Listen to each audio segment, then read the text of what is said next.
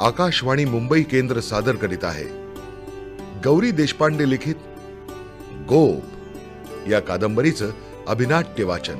संगीत परीक्षित भातखंडे. सादर करत्या उमा दीक्षित. आज ऐकूया गौरी देशपांडे लिखित गोप या कादंबरीच्या अभिनाट्य वाचन मालिकेचा भाग 4.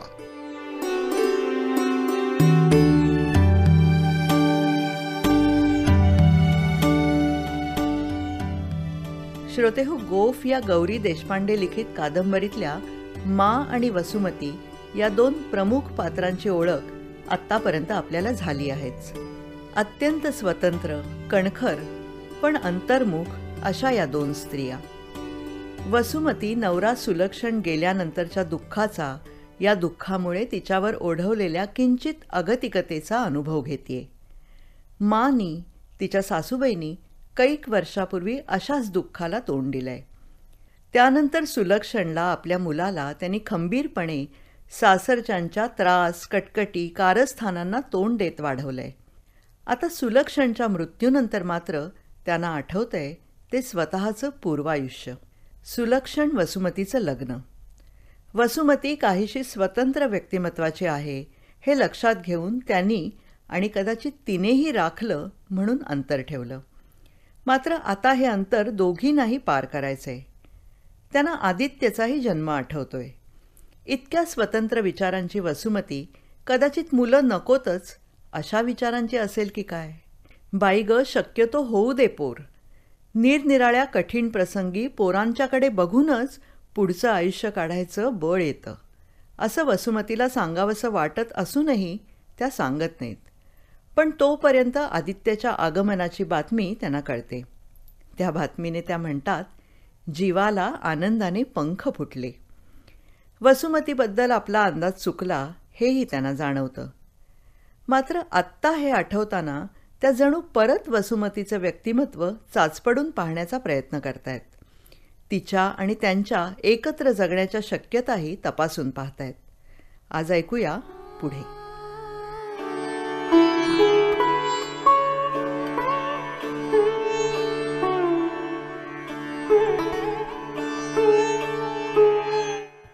चार 5 महिन्यानं वसुमतीनं एका पत्रात लिहिलं की कॉलेजची सकाळची झाल्यावर दुपारची एक कसली तरी पार्ट टाईम टायपिस्टची पण नोकरी धरली नाही. तोंडचं पाणी पळालं. आता ही तिथं अधिकाधिक रुळणार, 4 पैसे गाठी मारून वेगळं घर पण करणार असं वाटलं. अगदी हताश वाटलं. आता घाई करून काहीतरी उपायानं तिला इथं आणायला हवी असं वाटलं. एकदा तर म्हटलं, रघुनाथला सांगून मी आजारी आहे अशी तार करावी का? पण एकतर असा खोटेपणा करून काही निभावणार नव्हतं. अगदी अंथरूण धरण्याइतका खिन्नपणा आणि धास्ती वाटत होती तरी मी काही आजारी नव्हते. दुसरं म्हणजे तिच्या ओढाताणीची कल्पना होती म्हणून म्हटलं, त्यात ती कुठे वेळ काढणार आहे इथे यायला. खंतावत पत्र हातात घेऊन देवापुढे बसून राहिले आणि चाळा म्हणून पुन्हा एकदा ते वाचलं. भले देवासमोर बसली आहे म्हणून त्यातल्या काही होत्याचं नव्हतं आणि नव्हत्याचं होतं होणार नव्हतं. पण का कुणास ठाऊक थोडा बदल वाटला. फारसं कारण नसता खूप सविस्तर लिहिले असं वाटलं.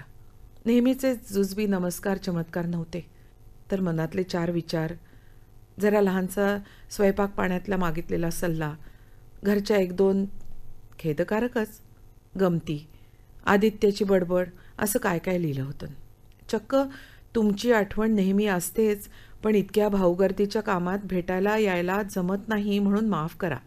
आता दिवाळीच्या सुट्टीत जमवून आणीन, 2-4 दिवस तरी नक्की येऊ आम्ही, असं लिहिलं होतं. म्हटलं, बाबा तुझ्या कृपेनं काही बदल घडतायत का रे? तेव्हा मला कुठे ठाऊक होतं त्याच्या कृपेनं काय काय घडतंय ते.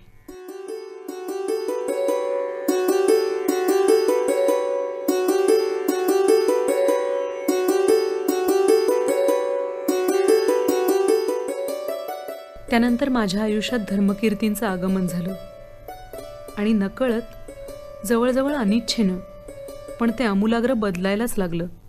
कारण आधी कधी न केलेल्या विचारांकडे त्यांच्यामुळे मन वळायला लागलं. आईचे सतत चालणारे देवदेव आणि सोवळं ओळं यांची लहानपणापासून कटकट आणि वैताग होता आणि जरा समजू उमजू लागल्यावर तर ते सर्व आणि तसे सर्व जे काही आसपास चालायचं तेही नुसत्या असं करायचं असतं या सदरातल्या गोष्टी होत्या हे कळायला वेळ लागला नाही. या कर्मकांडालाच जर धर्म म्हणायचं तर मग त्याचा आपला काही संबंध नाही ही खात्री पटणं हे त्यापुढचं सहज टाकता येण्यासारखं पाऊल होतं. त्यानंतर धर्म या गोष्टीचा जेवढा मारून मुटकून अभ्यास म्हणून परिचय झाला त्यामुळे किंवा स्वतःला जे धार्मिक म्हणवत त्या निरनिराळ्या धर्माच्या लोकांशी जो संबंध आला त्यामुळेही त्या सर्व शाखेशी फटकूनच राहिले होते आणि त्या वाचून आपलं काही अडलं असं कधी वाटलं नव्हतं. पण धर्मकीर्तींना भेटल्यावर चमकल्यासारखं झालं.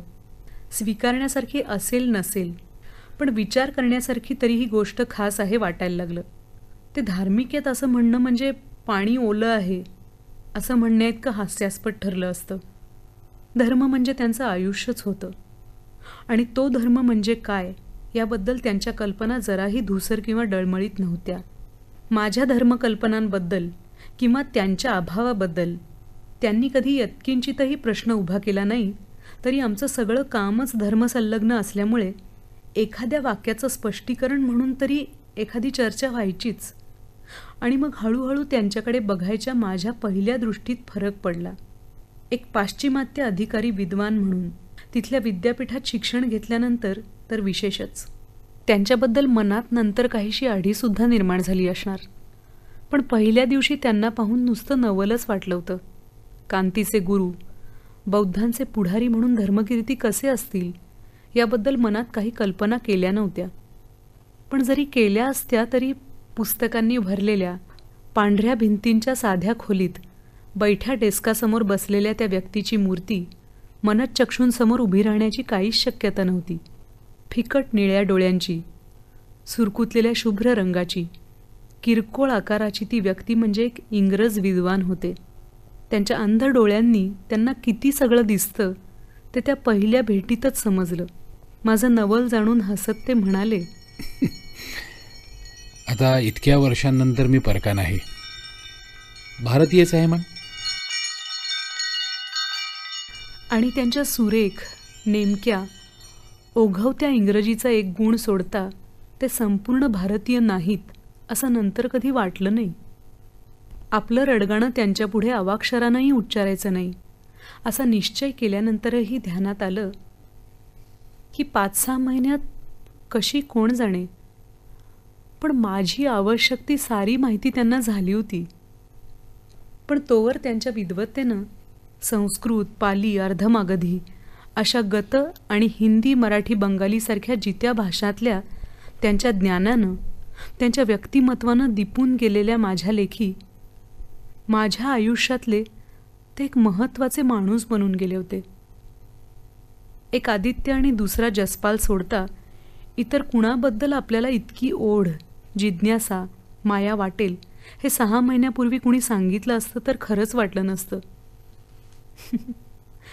पण आता 2 कधी वाजतात आणि कधी आपण त्यांना भेटायला घराबाहेर पाय टाकतो असं होऊन जातं. पण भेट म्हणजे तरी काय? बहुतांश आमच्यात काही संवाद होतच नसे. जुन्या पाली, अर्धमागधी, संस्कृत संहितांचं ते भाषांतर करत होते. ते भराभर बोलत राहायचे आणि मी ते कीइन करायची. कधी एखादा प्रश्न विचारायचा, ते स्पष्टीकरण करायचे. वैयक्तिक बाबी तिथे निघत नसत, तरी पण माझ्याबद्दल ते एखाद दुसरा प्रश्न विचारत आणि मग उत्तर करावं लागे. शुष्कपणा, स्वतःचा विचार न करणे, कसल्याही आठवणी न काढणे, कसले प्रश्न न विचारणे हे माझे संरक्षणात्मक पवित्रे होते. त्यांना दूर लोटण्याचा त्यात हेतू नव्हता हे कधीकधी, विशेषतः अलीकडे, त्यांना सांगावंसं वाटे. कारण आता 5-6 महिन्यांच्या सतत सहवासानं म्हणा, पण एकमेकांना एकमेकांची ओळख पटल्यासारखं झालं होतं. त्यांच्याही मनातले बरेचदा अव्यक्त असणारे विचार उमजायला लागले होते. एका शनिवारी मुद्दाम जसपालला बरोबर नेऊन त्यांची ओळख करून दिली. त्यानं बनवलेल्या सागरसंगीत कॉफीचा पहिला घोट घेताच अगदी मनापासून दाद देत, कधी नव्हे तो पूर्वाश्रमीचा उल्लेख करून म्हणाले, दुसऱ्या महायुद्धात फ्रान्समध्ये रेडक्रॉसचं काम करत होतो. त्यानंतर आज प्रथमच अशी कॉफी पितोय. आणि त्या उल्लेखात जसपालचं स्वागत होतं हे चटकन कळलं.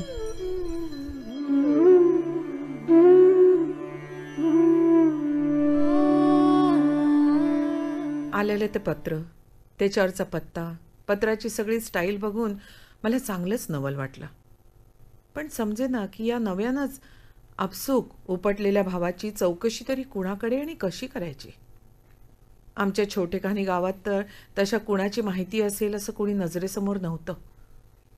आणि पुण्यात वसुमती, गिरिजाबाई त्यांना तर शक्यतो पत्ता लागू द्यायचा नव्हता.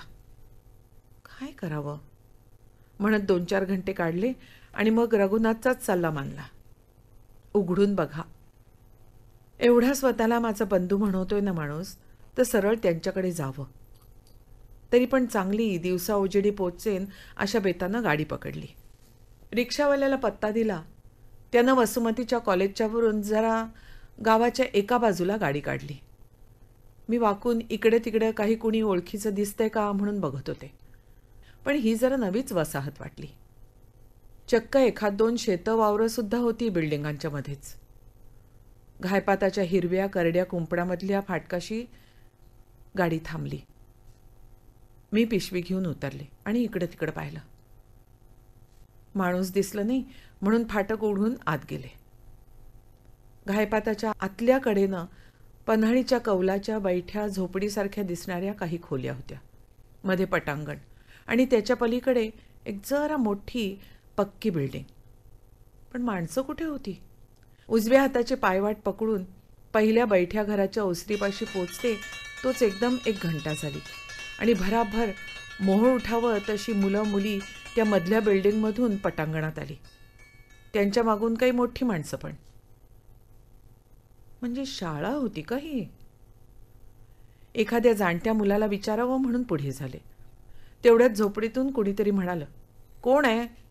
आणि मी नाव सांगताच या या वाटच बघत होतो.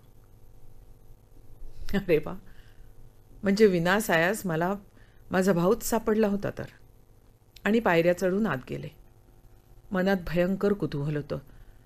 पण आतल्या मागच्या उजव्या भिंतीलगत दरवाजाकडे तोंड करून बसलेल्या व्यक्तीला बघताच ते पूर्णपणे विरघळलं.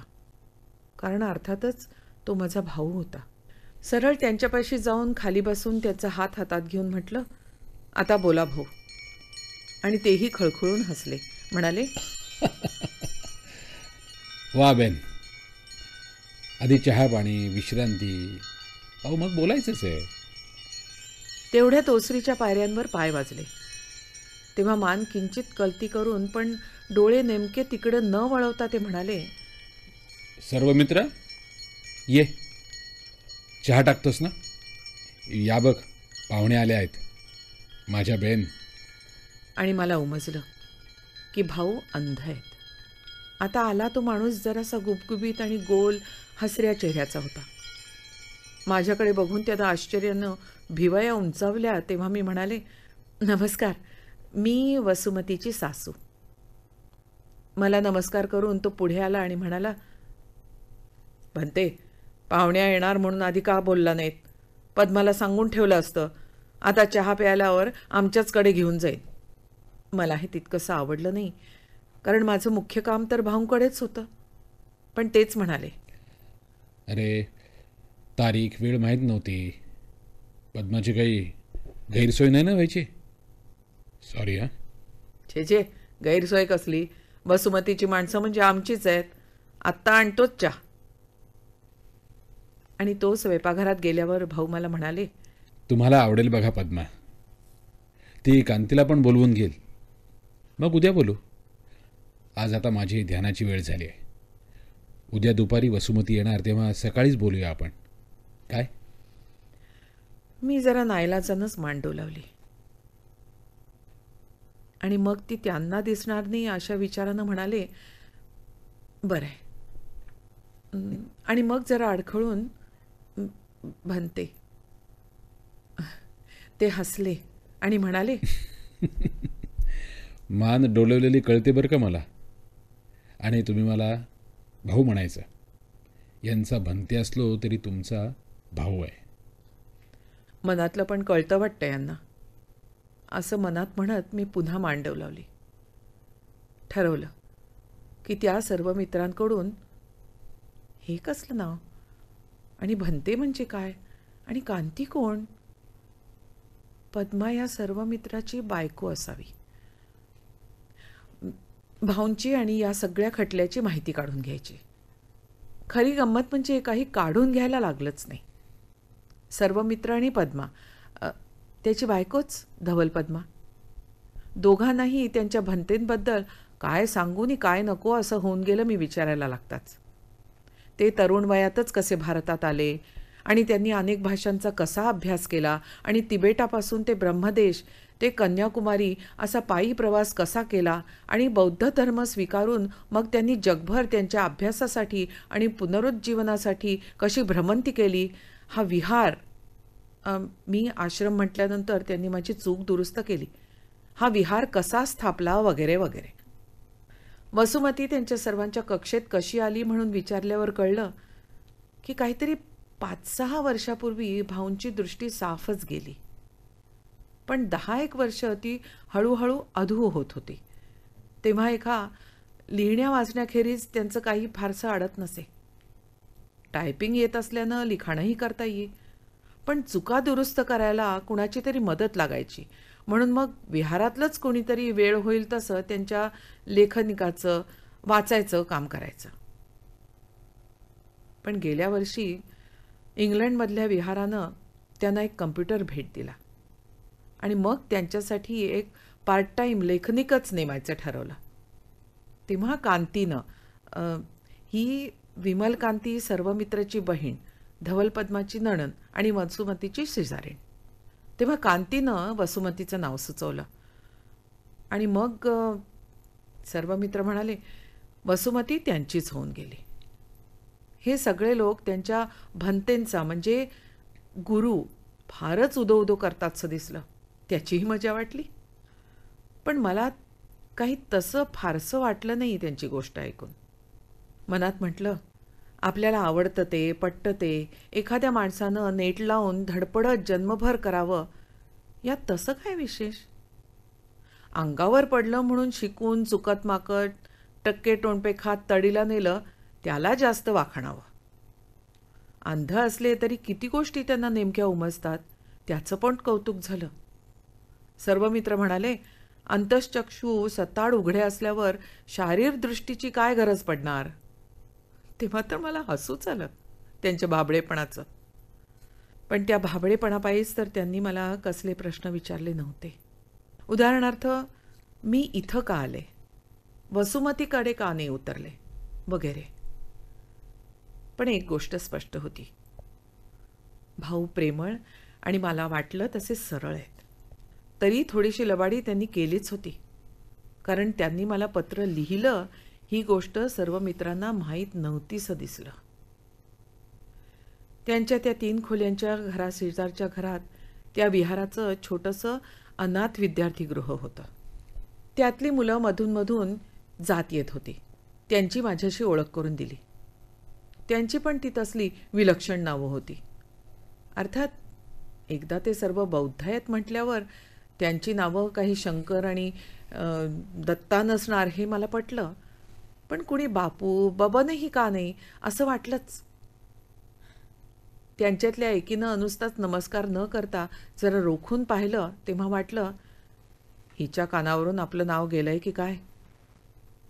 ते अडाण्यासारखं अक्षर तिचंच असायचं एखाद्या वेळी. मग रात्री कांती आली तेव्हा वसुमतीबद्दल सगळंच कळलं. भाऊंनी 4 ओळीत लिहिलं ते तिनं 2 तास सांगितलं. मला आश्चर्य वाटेल असं काही नव्हतं, तरी वाईट वाटावं असं पुष्कळ होतं. मग त्या सर्वांना तो मनात इतका वेळ खदखदणारा प्रश्न विचारला. सर्वांच्या मनात तिनं माझ्याकडे यावं असं आहे, पण शेवट त्यांच्या आणि तिच्याही भंतेंचं ती ऐकणार का? मी ये म्हटलं तर ती येणार नाहीच असं नाही, पण मग आमच्यातल्या नात्याला एक वेगळं वळण लागेल ते मला नको आहे. तसं हवं असतं तर हे इतके दिवस थांबलेच नसते. स्वतःसाठी, आदित्यसाठी. अगदी भंतेंच्या आज्ञेवरून ती आली आणि मी ये बेटा म्हणून जवळ केली तर ते खरं. पण तिघांचंही म्हणणं पडलं की ती त्यांचं, भंतेंचं आणि त्यांचं सर्वांचंही ऐकेल. तेव्हा मग म्हटलं, आता कुमक जमवतेच आहे तर. आणि त्यांना सांगून जसपाललाही फोन लावला.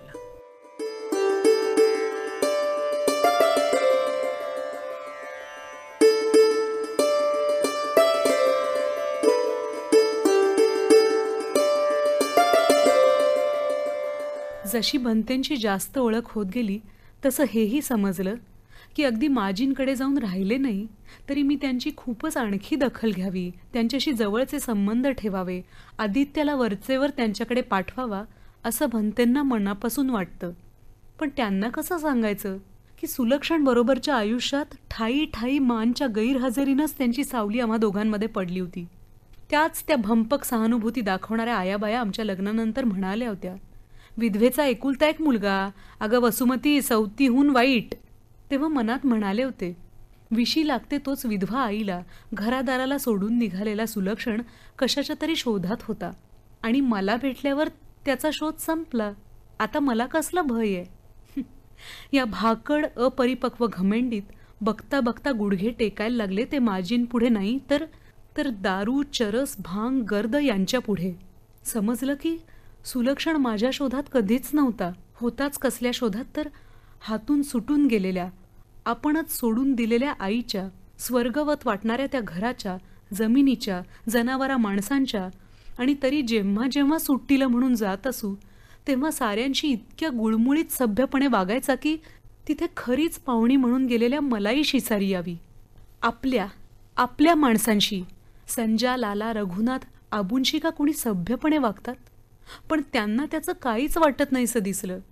कसं काय दादा म्हणून हसून साजरं करायचे.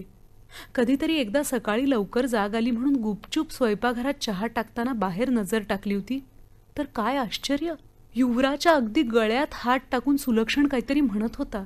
मागे माजींचा आवाज ऐकून चमकायला झालं होतं. त्या माझ्याकडे आणि खिडकीतून दिसणाऱ्या त्या दोघांकडे एकदमच बघता मला की खरं तर स्वतःलाच म्हणाल्या, कितीही मनात म्हटलं तरी सुलक्षणवर रागवणं शक्य होत नाही कुणाला.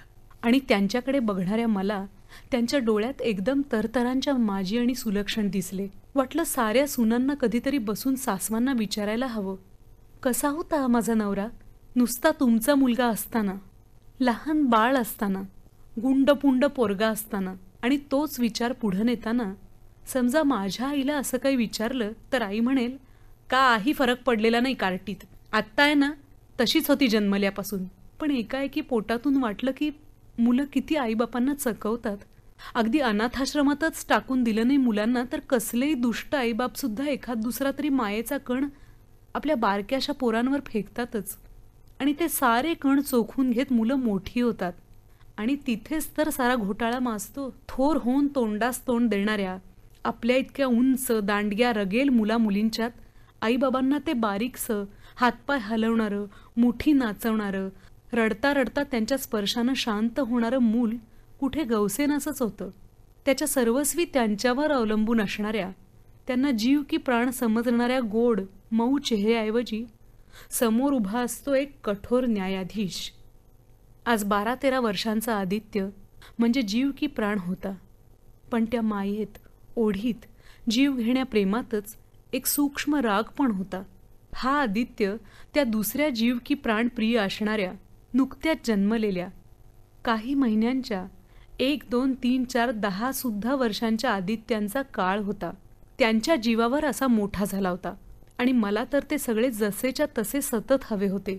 असली मूर्ख, भावनाविवश आस किती निरुपयोगी, भाकड आहे ते जाणवून सुद्धा सतावत असते. या आदित्याच्या सहवासात हरकून जातानाही त्याच्या चेहऱ्यामागे ते सारे आदित्य धुंडत असते. आणि त्या साऱ्या वसुमतीही. तो 6 की 7च वर्षांचा असताना मन दगडासारखं कठीण करून धाय मोकलून रडणाऱ्या त्याला कोरड्या डोळ्यांनी वसतिगृहात दाखल करताना त्या न्यायाधीशाचे डोळे प्रथम दिसले होते. पण तेव्हापासूनच की काय, जरी मनात एकीकडे पटत होतं, पुस्तकातून वाचून समजलं होतं आणि आता रोज विद्यार्थ्यांना सांगितलं जात होतं की मुलांच्या साऱ्या कृत्यांना काही आईबाप जबाबदार नसतात, तरी वाटतच राहिलं होतं की आपण जर मनाला दावे लावून आदित्याला बापाच्या वळणावर जाण्यापासून वाचवायचे प्रयत्न करत राहिलोय तर मग माझी सुलक्षणला वाचवायला का तडफडल्या नाहीत? आपल्या आदित्यात कसलीही तेढ राहू द्यायची नाही असा पणच केलाय. म्हणून तेवढ्या छोट्या मुलालाही समजत नसतानाही म्हणाले, अगदी दुष्ट आहे ना मी बाळा? आहेच. ही इतकी सगळी मुलं इथे आली आहेत ना, त्यांच्या सगळ्यांच्या आयांसारखीच. पण बघ, खरं तर मी त्यांच्याहून दुष्ट आहे. जर का एक शब्द तुझ्याबद्दल वेडावाकडा कळला तर माझ्याशी गाठ आहे. समजलास? काय दिसलं माझ्या चेहऱ्यावर त्याला कोण जाणे. पण एक पाऊल मागे हटून पालथ्या मुठीनं आसवं झटकून टाकत म्हणाला, आणि तू रोज एक पत्र पाठवलं नाहीस तर तुझी माझ्याशी गाठ आहे.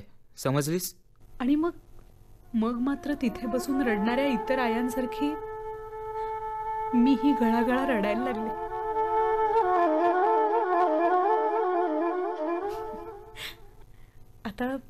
आता तोच आदित्य महिन्यातून 2-3 विकेंड आईबरोबर काढायला कंटाळत होता. आज शुक्रवार, उद्या भेटेलच असं मनात म्हणत भंतेंचं काम उरकलं. माझ्याकडून काही उलगडतंय का बघतो असं ते म्हणाल्याला 8 दिवस होऊन गेले तरी त्यांनी पुढे त्याबद्दल काही बोलणं काढलं नव्हतं. नाही म्हटलं तरी त्यांच्याकडून मार्ग निघेल अशी आशा केली होती. मार्ग नेहमी आपला आपणच काढायचा असतो असं खिन्नपणे स्वतःला बजावत जायच्या तयारीला लागले. तेही विषण्ण दिसले. त्यांना चिअरअप करायला जाता जाता म्हणाले, या विकेंडला जसपाल यायचा आहे. रविवार असला तरी भेटाल ना? वाह, अर्थात. त्याची ती कॉफी पिणं, त्याला भेटणं म्हणजे रविवारचं सार्थक. कधी येता? दुपारी 4च्या सुमारास. म्हणजे अगदी कॉफी वेळ. नक्की या, मी वाट बघतो. जाताना त्यांच्या पायांना हात लावायला वाकले तेव्हा रोजच्यासारखं आयुष्यमान भव न म्हणता म्हणाले, प्रज्ञामान भव. त्या बदलाचं नवल रस्त्याला लागून बसस्टॉप गाठे तो मनात उमटलं नाही. आणि मग मात्र स्वतःला विचारत राहिले, प्रज्ञा म्हणजे भंतेंना काय अभिप्रेत होतं? उत्तर सापडेना तेव्हा अधिकच खिन्न वाटलं. तशातच कधी नव्हे ते त्यांनी नक्की या, वाट बघतो असं का म्हणावं तेही उमजलं नाही. मनात फिरणाऱ्या विचारांच्या गोल गोल घोटाळ्यांमुळे की काय, पण आज थकायला झालं होतं. भाजी तरी काय रोज उठून नवी घ्यायची, निदान आज निवडाय मोडायची नको म्हणून दोडकी पिशवीत कोंबताना म्हणाले, चकोर चातक बोंबलतील. पण जाऊ द्या. घरात पाय टाकला तर आई रोजच्यासारखी टीव्ही समोर बसलेली नव्हती. तिचा स्वयंपाकघरातून आवाज आला. दचकून वाटलं उशीर झाला की काय, पण नाही, 6च वाजले होते. जरा कुतूहलानं आत गेले आणि उंबरठ्यावर गोठल्यासारखी थांबले.